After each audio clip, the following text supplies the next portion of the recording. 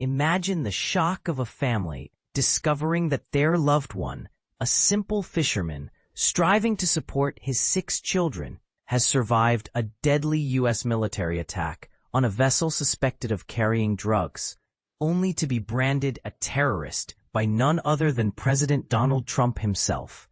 This gripping tale from Ecuador sheds light on the human cost of the escalating war on drugs, where lines between criminals and ordinary workers blur in troubling ways. But here's where it gets controversial.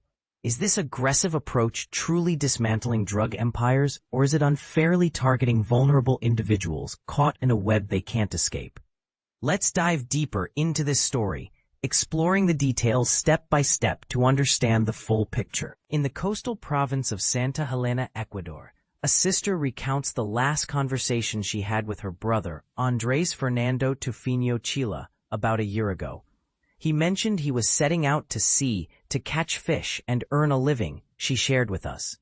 Just last week, her world turned upside down when she found out Andrés had been on board a boat allegedly involved in drug activities that came under fire from American forces in the Caribbean. At 41 years old, he was one of only 2 survivors from that incident, as detailed in reports https://2025-1018/politics Caribbean boat strike survivors. President Trump described the operation as targeting a drug-carrying submarine heading toward U.S. shores, resulting in the deaths of 2 others. Following the strike, Andrés and the other survivor were repatriated to their home nations by the U.S. government. Trump went further, calling them terrorists. But his sister, who preferred to remain anonymous for safety reasons, passionately disagrees. Speaking from a modest town near the bustling port city of Guayaquil, she insisted to CNN that her brother is no criminal. She knows nothing about any ties to drug smuggling, and instead paints a picture of a devoted dad struggling to care for his family. After his wife departed with their 6 kids, Andrés continued to send money their way, she explained. He's always been cheerful and full of life, she said warmly. He's the one I adore the most. Even now, after his release by Ecuadorian officials this week, she hasn't been able to connect with him yet.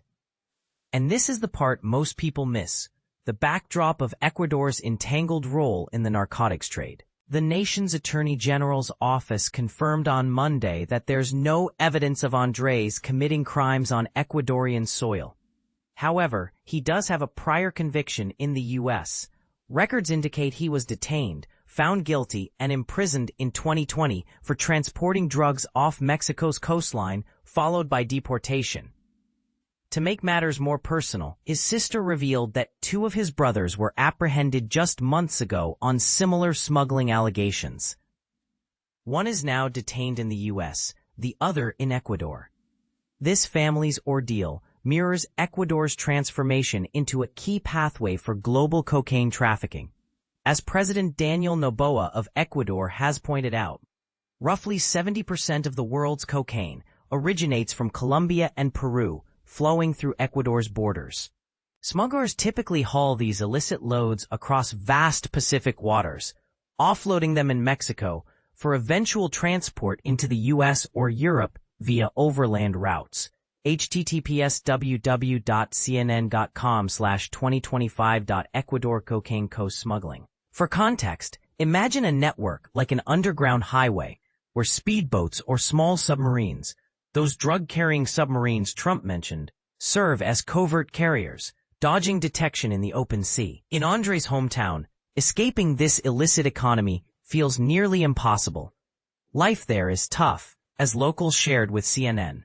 One resident described the hardships faced by fishermen, whose earnings might barely reach $100 a month, hardly enough to feed a family. The allure of drug running is hard to resist when offers of tens of thousands in upfront cash dangle like bait, as another fisherman confessed during a March interview in the Pacific coastal city of Manta.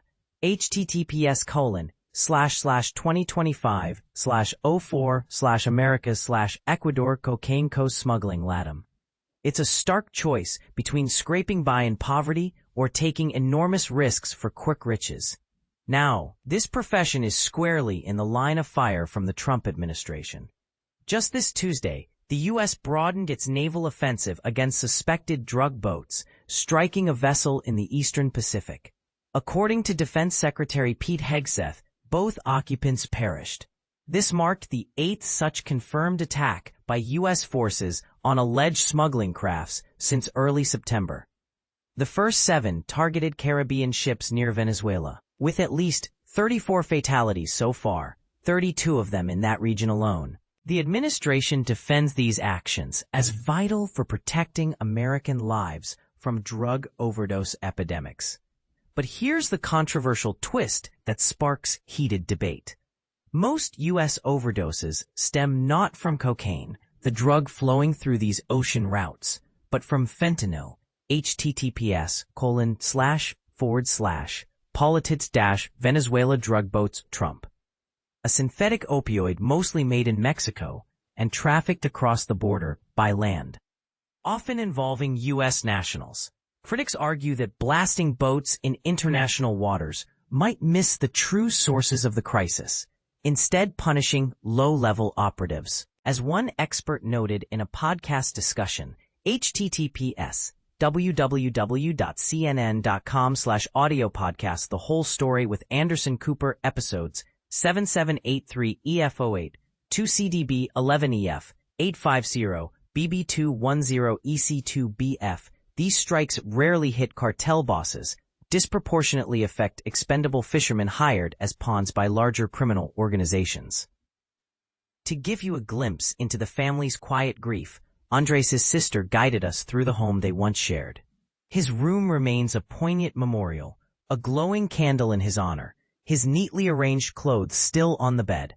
She clings to hope for a reunion and finds solace in the knowledge that he's still breathing.